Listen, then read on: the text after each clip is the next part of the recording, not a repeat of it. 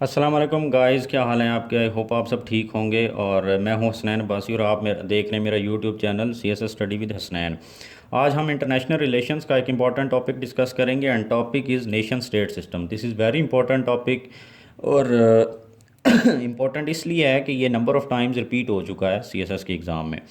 तो nation state system को हम देखेंगे, इसका पहले बैकग्राउंड समझेंगे, फिर देखेंगे नेशन स्टेट सिस्टम में कॉन्फ्लिक्ट क्या था और फिर इसका रिज़ल्ट क्या निकला।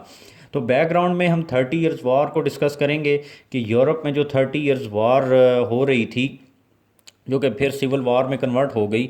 तो उसके अंदर इशू क्या था, उसमें वो वार हुई क्यों। वार इसलिए हुई कि क्योंकि आपको पता है कि किंगशिप थी दुनिया में उस वक्त और एम्पायर्स थी नेशन स्टेट सिस्टम इस्टेब्लिश होने से पहले।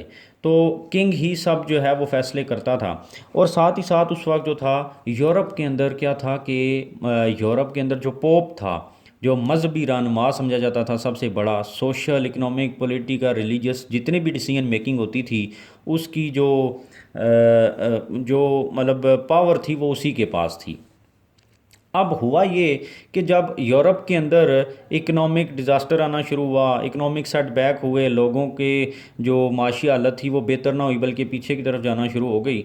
तो लोगों ने, कुछ लोग जो थे जिनको हम प्रोटेस्टेंट कहते हैं, उन्होंने ये कहना शुरू कर दिया कि पोप से जो है वो रिलीजियस मामला तो उसी के हवाले कर दिए जाएं, लेकिन इकोनॉमिक और पॉलिटिकल सोशल मामला जो हैं वो उससे ले लिए जाएं।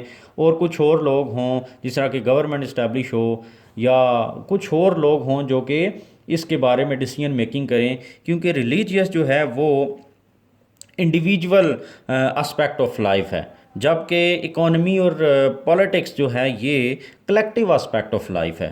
तो इसके ऊपर जो है वो जंग शुरू हो गई। अब ये नेशन स्टेट सिस्टम जो है ये इस्टेब्लिश ही इस जंग के एंड होने के ऊपर हुआ। अब बेसिकली जो नेशन स्टेट सिस्टम ये था, इसका बैकग्राउंड नेशन स्टेट सिस्टम के अंदर जो मेन कॉन्फ्लिक्ट था वो मैंने आपको बताया कि लोगों के दरमियान कॉन्फ्लिक्ट था। कि कुछ कहते थे कि पोप ही के पास ये सारी पावर रहे, वही इकोनॉमिक, पॉलिटिकल और ये सारे जो रिलीजियस मामलात हैं वो शुरू से वही संभाल रहा है और वही संभालेगा। लेकिन बाकी जो थे, वो दूसरी पार्टी वो कहती थी नहीं, पोप के पास सिर्फ रिलीजन ही रहे, बाकी जो चीज़ें हैं वो बाकी लोग संभालें। हुआ क्या कि मेन क्वेश्चन टू कॉन्फ्लिक्ट इसके अंदर क्या था कि politics and economy should be linked with religion. लोग, कुछ लोग, हाँ, मेन कॉन्फ्लिक्ट ये था कि पॉलिटिक्स एंड इकोनॉमी ये लिंक होना चाहिए रिलीजन के साथ। जैसे कि मैंने बात की कि पॉप के पास पॉलिटिक्स, इकोनॉमी और रिलीजन ये सारी पावर्स उसके पास थी, हर तरह की डिसीजन मेकिंग वही करता था। अब यही मेन कॉन्फ्लिक्ट था कि रिलीजन के साथ इकोनॉमी और पॉलिटिक्स लिंक हों। आधे कहते थे हों और आधे कहते थे ना हों। अब जो पार्टीज़ जिनके दरमियान कॉन्फ्लिक्ट था वो कौन कौन सी थीं, वो दो पार्टीज़ थीं। कैथोलिक जो थे वो in favour of this statement थे, वो कहते थे पॉलिटिक्स, इकोनॉमी और रिलीजन सारी की सारी डिसीजन मेकिंग पॉप ही करे। जबकि दूसरी तरफ प्रोटेस्टेंट थे जो इसके अगेंस्ट थे, वो कहते थे नहीं, रिलीजन वाली बात तो ठीक है लेकिन पॉलिटिक्स और इकोनॉमी ये मामला जो हैं ये पोप के पास नहीं होने चाहिए क्योंकि वो इसको नहीं संभाल सकता। फिर अच्छा, साथ जो दूसरी चीज़ हमने समझनी है वो ये है कि ये कॉन्फ्लिक्ट हुआ कब, उस वक्त कौन सा टाइम था। तो 1608 के अंदर ये कॉन्फ्लिक्ट जो है इमर्ज होना शुरू हुआ। और ये कॉन्फ्लिक्ट इतना ज़्यादा इमर्ज हो गया कि ये सिविल वार के अंदर 1618 तक ये सिविल वार में कन्वर्ट हो गया। और फिर ये 30 साल तक ये जंग लगी रही। 16 से 18, फिर 28, 38 और 48 में जाकर ये जंग ख़त्म हुई। और जंग ख़त्म हुई तो ट्रीटी हुई एक, जिसको हम ट्रीटी ऑफ वेस्टफीलिया बोलते हैं। तो नेशन स्टेट सिस्टम ही के अंदर आपने ट्रीटी ऑफ वेस्टफीलिया, बड़ी इंपॉर्टेंट है, हर जगह MCQs में भी पूछ ली जाती है। तो 1648 में ट्रीटी ऑफ वेस्टफीलिया हुई जिसके रिज़ल्ट में नेशन स्टेट सिस्टम जो है वो बना। तो यहाँ तक आई होप आपको समझ आ गई कि पॉलिटिक्स और इकोनॉमी आधे कहते थे रिलीजन के साथ और आधे कहते थे नहीं। अब दो पार्टी जो थे मेन उसमें कॉन्फ्लिक्ट के अंदर, वो कैथोलिक और प्रोटेस्टेंट थे। और फिर टाइम टू कॉन्फ्लिक्ट 1608 में कॉन्फ्लिक्ट शुरू हुआ, 18 में वार शुरू हो गई और 48 में आकर ट्रीटी हुई और वार ख़त्म हुई।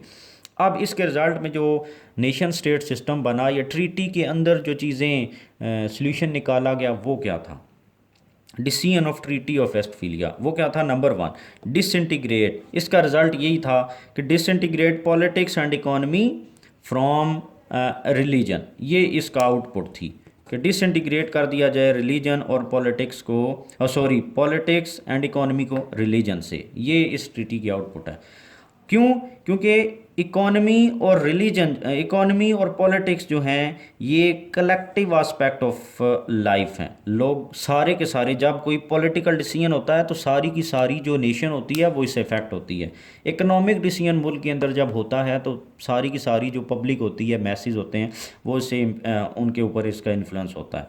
जबकि रिलीजन जो है वो हर बंदे का इंडिविजुअल एस्पेक्ट है, चाहे वो कोई एक खुदा को माने, चाहे दो को माने, चाहे नमाज पढ़े ना पढ़े, वो उसका पर्सनल इशू है। तो इसलिए उन्होंने कहा कि ये पॉलिटिक्स और इकोनॉमी रिलीजन से अलग होने चाहिए, और ट्रीटी ऑफ वेस्टफालिया के अंदर यही डिसीजन लिया गया। अब इसके रिज़ल्ट में जब ये अलग हो गए तो फिर ज़ाहिर है पॉलिटिक्स और इकोनॉमी को संभालने के लिए कोई तो होना चाहिए था ना। जब पोप से आपने ये सिस्टम अलग करा लिया और उसके पास ये अथॉरिटी नहीं छोड़ी, तो फिर इसको अब कौन चलाएगा? तो उसके लिए फिर नेशन स्टेट सिस्टम बना, और उसमें अगली जो चीज़ आप पढ़ेंगे वो इस तरह, इसको आप याद रख लें 1 2 3 और 4 और 5 कि मेन एलिमेंट जो थे ट्रीटी के वो क्या थे।